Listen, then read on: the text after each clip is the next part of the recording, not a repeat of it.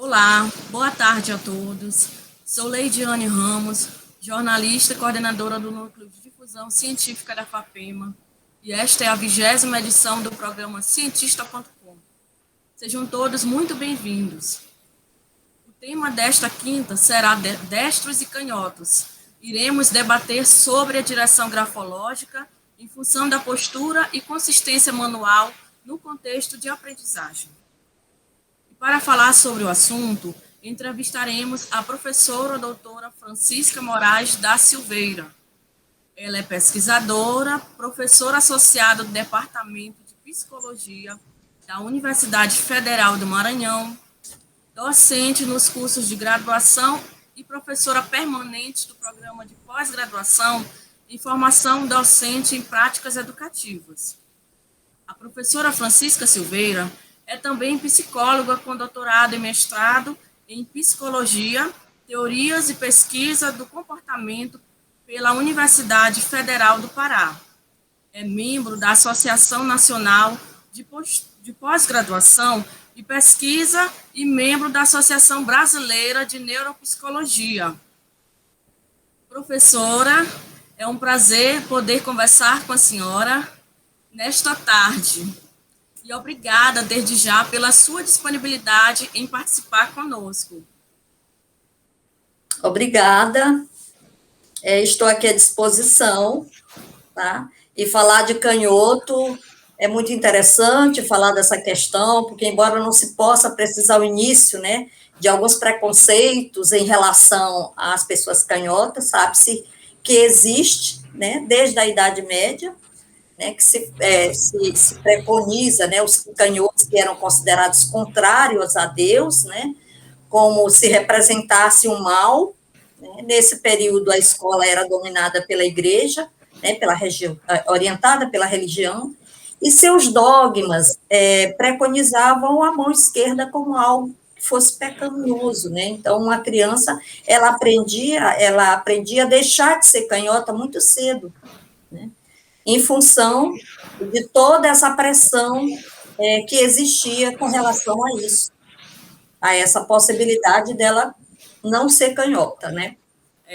Ser canhoto pode ser considerado um problema? Não, não é problema. Certo. E a gente nunca deve desaconselhar a pessoa a utilizar a mão, porque o cérebro dele ele foi formado para isso, né? Essa mudança, ela com certeza vai sobrecarregar um outro hemisfério, que não está ali preparado para isso.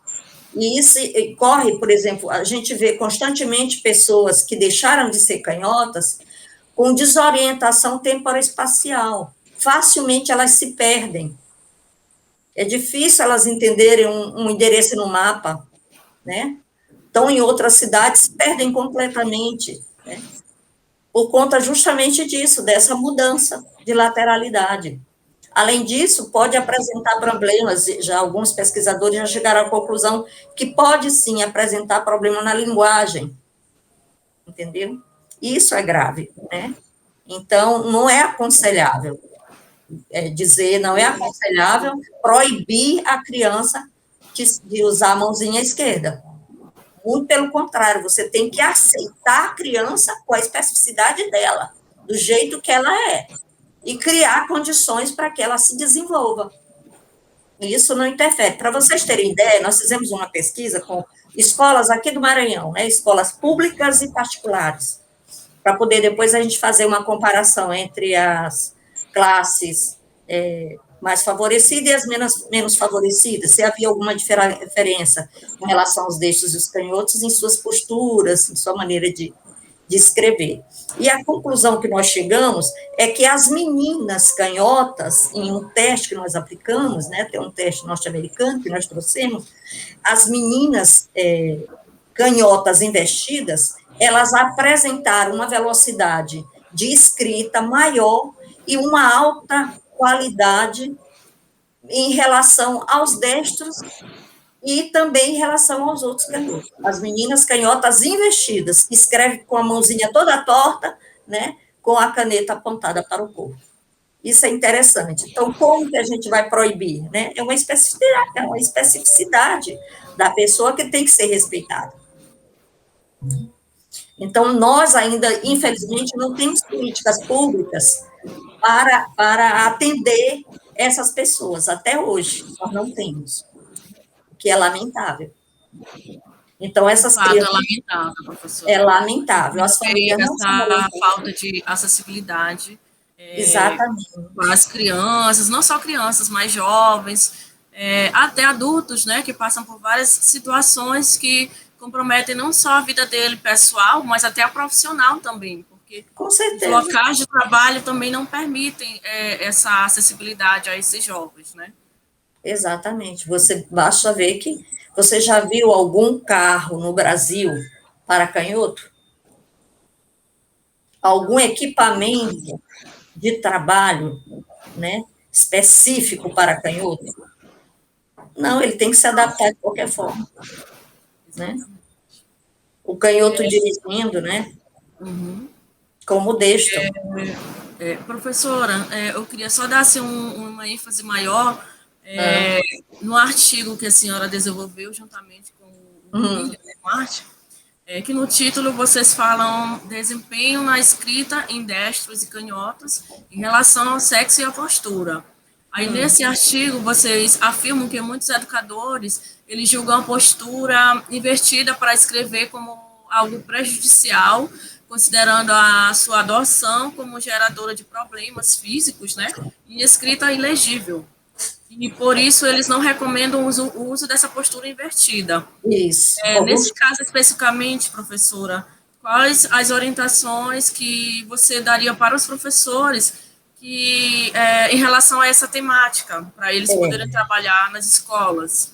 Por exemplo, alguns teóricos, né, norte-americanos e de outros países, né, eles disseram isso, que a postura investida seria prejudicial, né? E aí nós começamos a fazer uma pesquisa, né, fizemos uma pesquisa também para verificar o que prejudicava. Se os alunos sentiam dores no braço, se sentiu dor na coluna, o que eles sentiam com relação ao dia inteiro trabalhando, escrevendo de forma investida.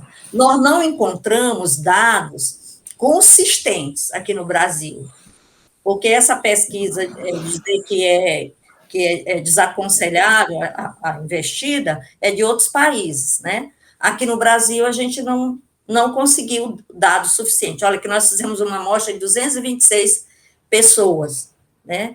E nessa amostra nós não conseguimos dados suficientes para dizer que não, proíbe a postura escrita investida no canhoto, porque é prejudicial à saúde.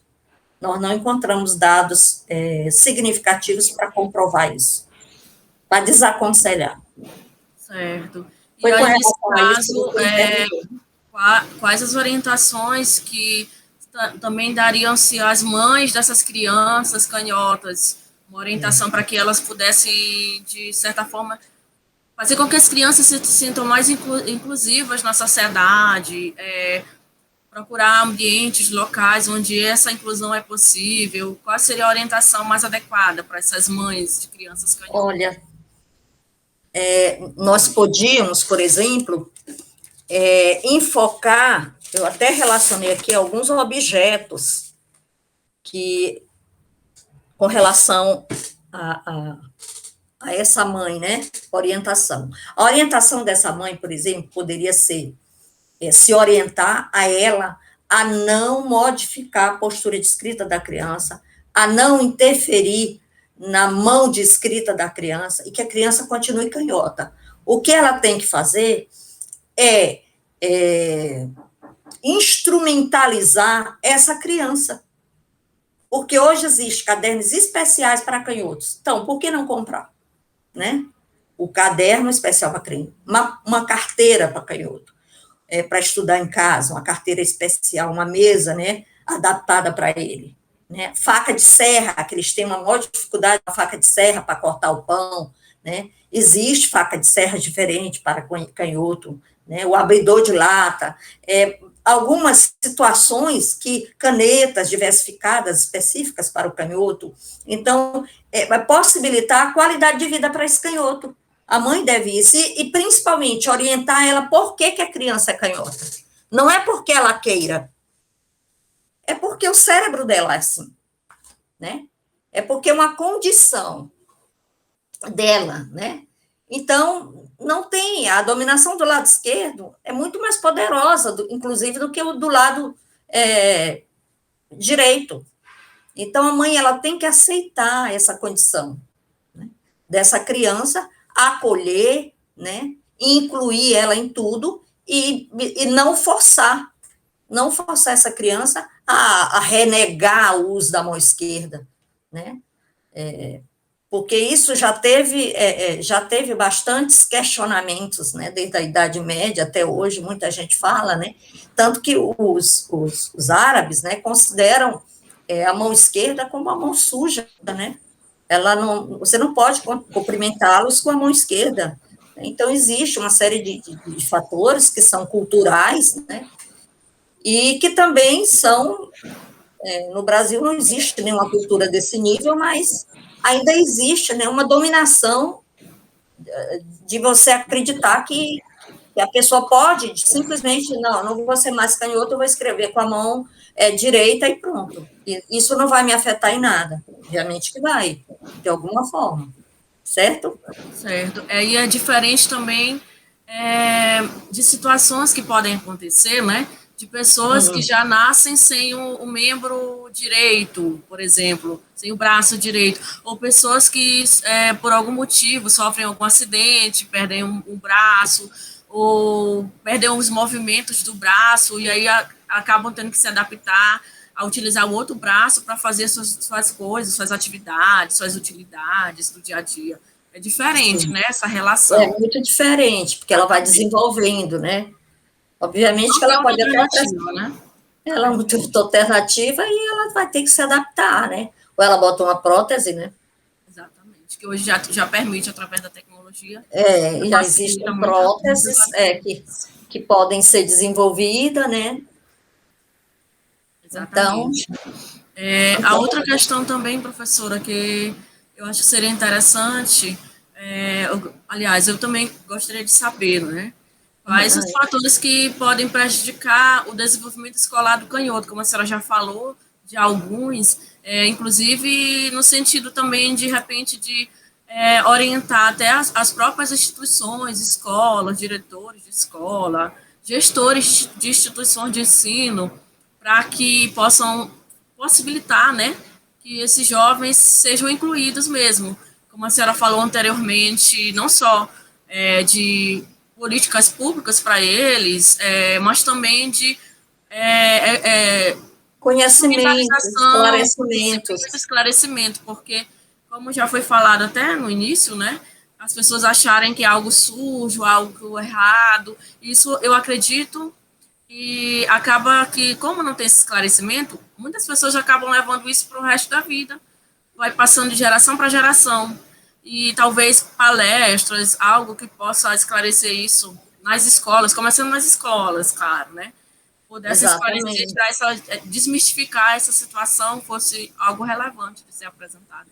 Né? Entender que quando uma criança ela mostra tendência para utilizar a mão esquerda, não se trata de uma questão de má vontade dela contra o que os pais e adultos lhe dizem, nem de uma posição de teimosia. Trata-se apenas de uma dada estruturação neurológica, né, a nível cerebral, que se estruturou naturalmente de uma dada forma, né? E aí é isso que essas mães têm que entender, esses professores têm que entender, né? E as origens da assimetria cerebral, elas não estão claras até hoje, né? Então, existe ainda muitos estudos, muitas coisas a serem descobertas, né? A manifestação mais óbvia da lateralização cerebral é a destreza manual. Então, cerca de 90% das pessoas são destras. Elas têm um controle muito melhor sobre movimentos finos com a direita, né, do que com a esquerda. e preferem usar a mão direita para a maioria das atividades. Já os 10% restantes são canhotos e vão apresentar, né, melhor desempenho para fatores de movimentos finos, como a escrita, com a mão esquerda. E isso tem que ser entendido, né? Exatamente. Outra dúvida que surgiu, que eu acredito que pode ser de outras pessoas, né? Essa relação de destreza, assimetria cerebral, ela é exclusivamente de humanos ou também existem no reino animal Gente, não racionais, no caso? Até recentemente, os cientistas, eles presumiam e assumiam que a destreza, a assimetria cerebral, fosse exclusivamente de humanos.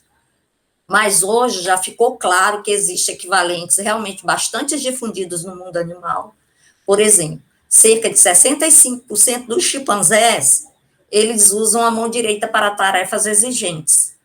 Entretanto, um percentual de 35%, né? 35% usam a mão esquerda. Eu acho até que é um percentual bastante significativo, que é 35% de canhotos, né? Já os papagaios, 90% dos papagaios, eles pegam objetos com o pé esquerdo, não é interessante? Muito interessante. É muito interessante. Então, existem, sim, no mundo animal, a assimetria cerebral, né? Não é exclusivamente de humanos. No mundo animal também existe. Apesar de ser um percentual menor, né? É. E nem todos os Não, animais é até maior do que a é gente. maior no caso do que os humanos.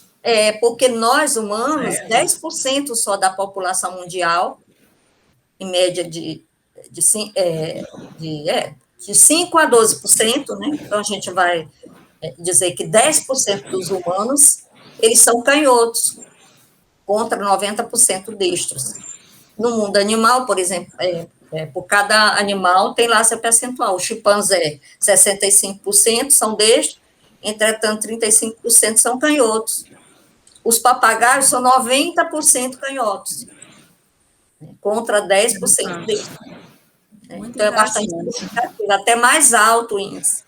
E aí, a gente falando um pouco de estudo de aprendizagem, linguagem, né, em crianças canhotas, existe também um estudo que foi feito por um italiano, né, que chama Antonino Bucca, né, e Carme Arcoraci, né, e aí eles fizeram um procedimento de avaliação direta, né, e a intenção era enfocar a incidência de transtorno de aprendizagem, né, específica em crianças canhotas. Mas esse estudo deles, ele não apresentou alguns resultados, porém, depois caiu em descrédito, né, porque apresentou algumas falhas, por exemplo, o número de investigados, professores e alunos canhotos eram muito pequeno, então, não justificava uma afirmativa de tendência a transtornos de aprendizagem, né? Então, não foi um trabalho, um estudo que realmente valesse a pena essa afirmativa. Então, nós não temos estudos realmente que afirmem que a criança que apresenta canhotismo, ela tem uma tendência também de transtorno de aprendizagem. Isso não é real. Não existe dado significativo que afirme isso como uma verdade. Sendo assim, então, nós não queremos dizer que existe assim, um distúrbio de aprendizagem e linguagem entre essas crianças, se esse distúrbio está associado ao canhotismo ou não, né? Não tem nenhuma, uma coisa não tem ligação com a outra, né? Não tem dados significativos que comprovem isso. Eu não conheço dados, não conheço nenhuma pesquisa que afirme isso com veemência. Tá? Existem alguns trabalhos que são desenvolvidos com relação a crianças canhotas que tendem a dislexia, não sei o quê, algumas situações, né? Mas é um percentual que também as crianças deixas também apresentam. Então, não é uma coisa muito significativa, não são dados fortes que a gente possa afirmar veemente de que as crianças canhotas, elas têm uma tendência a ter transtornos de aprendizagem. Não, isso a gente não pode afirmar. Por isso que a gente não pode condenar nem a postura para escrever e nem a escolha da manualidade, essa dominância, né, destrimonismo ou do canhotismo. A gente não pode condenar e nem proibir essas crianças de utilizar a mão que lhe dá mais conforto na escrita. Outra questão que é interessante, professora, do uso, né, de algumas pessoas tendem a escrever com as duas mãos, né, professora? E a senhora estava nos dando uma explicação. A gente pode chamar de ambidestro, né, ou misto, né? Eles acabam utilizando as duas mãos para escrever. Isso ocorre muito no canhotismo, né? É mais fácil no canhoto do que no destro, né? Os canhotos, eles têm uma facilidade maior de trabalhar misto mais do que o destro. Então, eu não sei se vocês me ouviram falar do teste Della Porta. Ouviram quando eu falei? Então, Della Porta, viu, né? Então, ele vem trazer justamente isso, né? A dominância do olho, né? Da visão. Qual o olho dominante que nós temos, né? Vocês podem fazer o teste dele, verificar o olho dominante. É o ouvido dominante, o meu, é o esquerdo, né? Eu sou destro, poderia ser o direito, mas é o esquerdo. Então, existe essas diferenciações. E no canhoto existe mais ainda. Alguns são canhotos de mão, entretanto, são destros de chute. Você manda eles fazerem um chute com força e precisão, aí eles vão com o pé direito e fazem o chute, que é onde eles têm uma força motriz maior. E com relação a escrever com as duas mãos, essa facilidade é mais em canhoto do que em destro. O destro, ele é muito forte, o destrimanismo é muito forte, é muito mais forte do que o canhoto. O canhoto existe uma variabilidade muito grande. E agora, lembrando, então, dos materiais, né, que podem ser adaptados, né, que podem existir para o canhoto, além do abridor de lata, tem porta-copo de carro, né, que, imagina, um cara fazendo uma viagem, o porta-copo está desse lado aqui, ele vai tirar uma água aqui para tomar, né, já perde um pouco a visão, a própria marcha, né, eu pergunto para o canhoto, como é que ele dirige sendo canhoto? Aí ele disse, mas eu passo a marcha com a mão esquerda. Agora veja, ele enrola todo para passar a marcha. Então, às vezes ele vai olhar para cá, já bateu o carro, né? Então, existe, né, todos esses problemas que devem ser adaptados, né? A caneca, né, a posição da caneca, feitas especialmente para... Hoje existem lojas que determinam isso, por exemplo, fita métrica, zíper, lápis, mouse, né, adaptados para o canhoto, né? Já existem isso, e as pessoas podem utilizar isso, o adulto, e a criança pode, né, a família pode proporcionar isso para seus filhos, né, dessa forma. Então, é isso, como é que eu disse, o canhotismo, ele é muito mais misto do que o destramanismo, isso é um fato. Professora, existe assim, uma diferença entre os canhotos dos destros no termo de desenvolvimento, de dominância da lateralidade, assimetrias fenótipas, ou elas estão associadas, ou não existe essa diferença? Com relação você está falando das funções hemisféricas? Com relação a dominância lateral, a assimetria fenótipas deles, entre os canhotos e os destros, existe essa diferença?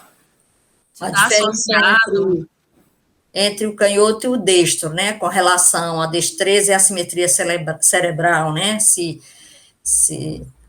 eu estou querendo entender a tua pergunta para eu responder à altura, né? Certo. Se existe essa diferença entre o canhoto e o destro. Isso, o desenvolvimento deles, da dominância lateral, assimetria fenotípicas e associadas.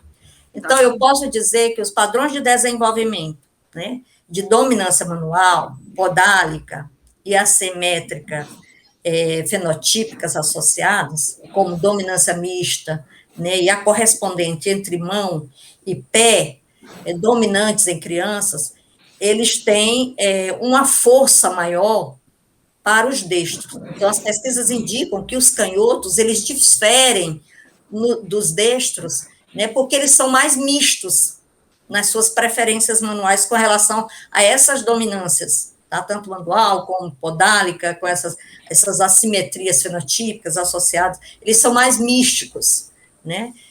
Nas suas preferências manuais, eles apresentam uma taxa mais significativa com relação a essas subjetividades, né, diferentes do destro, né? O destro, ele é menos misto,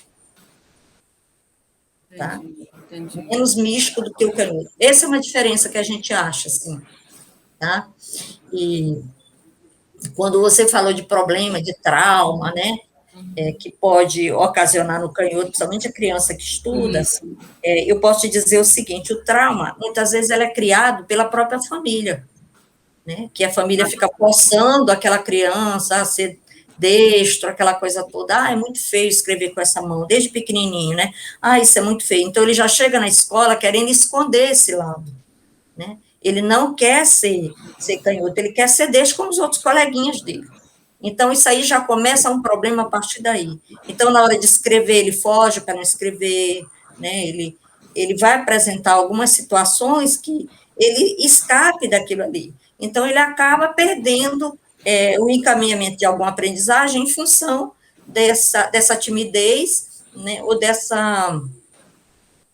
desse pequeno trauma, né? Por conta de se achar diferente, de que ele não é normal, né, que aquilo é uma patologia, né, a criança, ela vai entender assim, poxa, minha família já diz isso, imagina os estranhos, né, minha mãe amarra minha mão para eu não escrever com a mão direita, ou com a mão esquerda, então, isso é muito ruim, né, então, aí já... Então, quando não se trabalha esse trauma, é para evitar que esses traumas aconteçam desde criança, a pessoa já cresce com essa formação e as crianças acabam perdendo também, se sentindo discriminadas, se sentem diferentes, excluídas, né, da sociedade, excluídas do grupo de amigos, e esse trabalho psicológico, né, dessas crianças acaba sendo, de fato, afetado. Então, de alguma forma. De alguma forma é afetado. Então, esse trabalho deve iniciar principalmente na família, no convívio familiar, né, dessas crianças, e, claro, se persistir algo